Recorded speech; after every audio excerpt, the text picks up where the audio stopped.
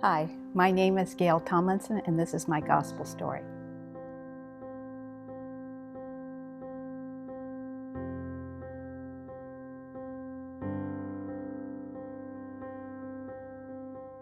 I was raised in a home that really didn't know the Lord. My mother had gotten saved in a Billy Graham crusade.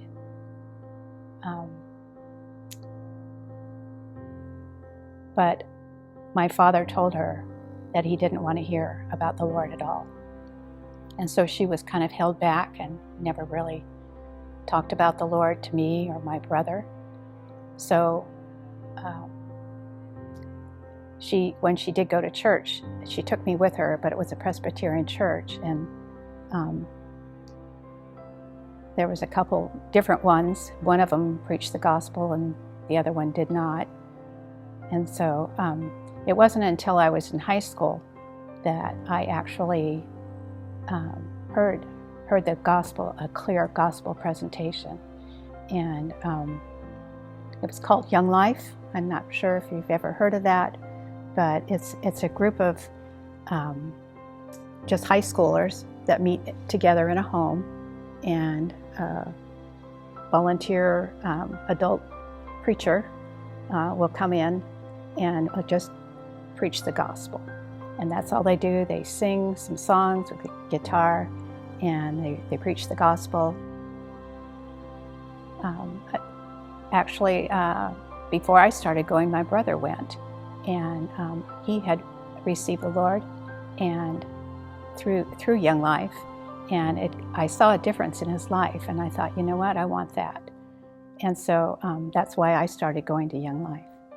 And so it wasn't until I went to a Young Life camp that I really saw what it meant to be a Christian, but I really never knew the Lord.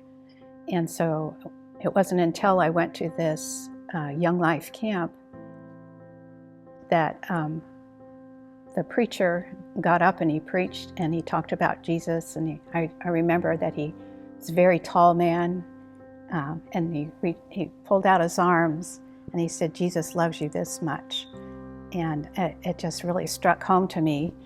And he preached on the verse, Ephesians 2:8 and 9. For by grace are you saved through faith, and that not of yourselves. It's a gift of God. It's not of works. It's a gift of God, lest any man should boast. And so then at the end of it, they had not an invitation or anything, but they said, just go out and walk around the camp here, or go back to your room, but I want you to think about what you've heard and talk to God about that. And so that's what I did. I went back to my room, and that's when I received Jesus and thanked him for dying for me, for my sins. It's really interesting how I met my husband. When I was still in high school, a lady came to my door, total stranger, and asked to come in. And she said, "I heard you play your guitar and sing the song that you wrote at our church." And so she said, "I know that you're a Christian." And she said, "God spoke to me." And I thought, oh, this is weird. And so, but she sat, I agreed to let her in, and she sat down on the couch, and she went through the Wordless book with me to make sure I was a Christian. And she was satisfied with that. And so then she said, God has told me that you're supposed to marry a preacher. And I thought, whoa, okay. And she said, I think you should go to Stinson Bible College, or I think that's what it's called, in San Francisco. And I told her, wait, I don't have any money for that, and I'm not feeling this calling. But she just said, okay, well, I just wanted to tell you what I feel like God has told me to tell you. And then she left. So that was always in the back of my mind. And so it wasn't too long after that I really did feel a real strong desire to serve the Lord. And but I said, not being a pastor's wife, I said, I don't even know what that looks like. I don't,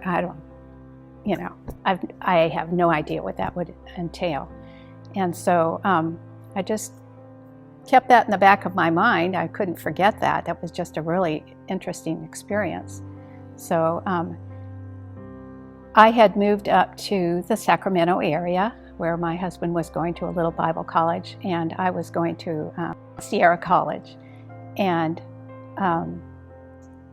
I was working at a gas station.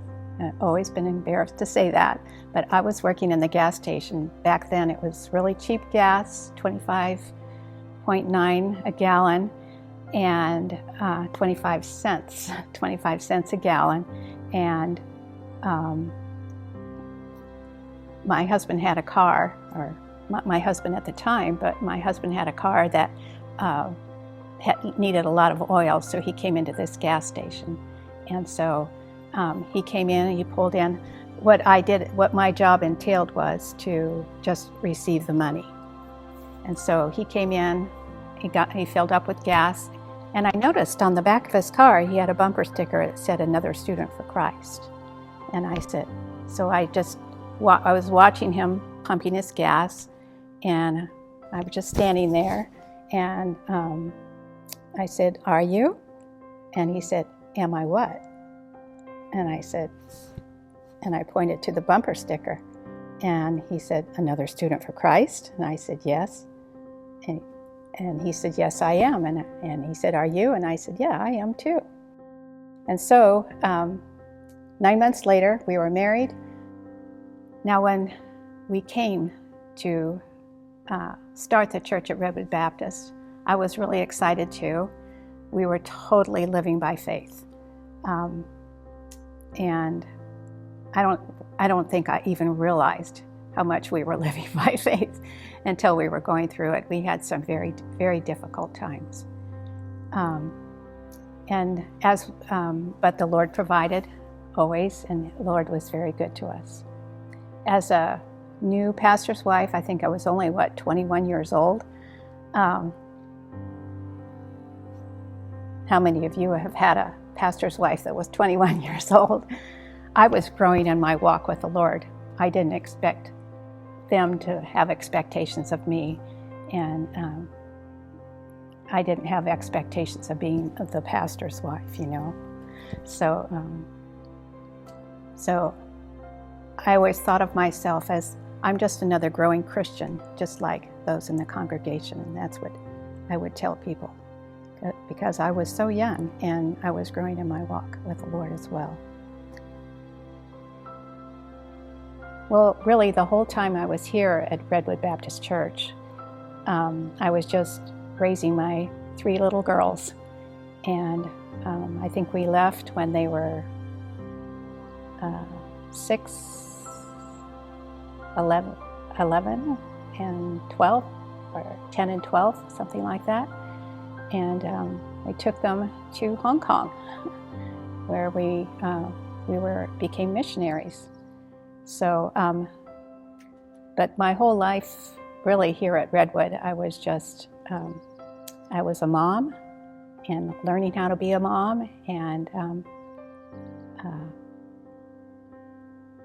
just learning how to raise children for the Lord.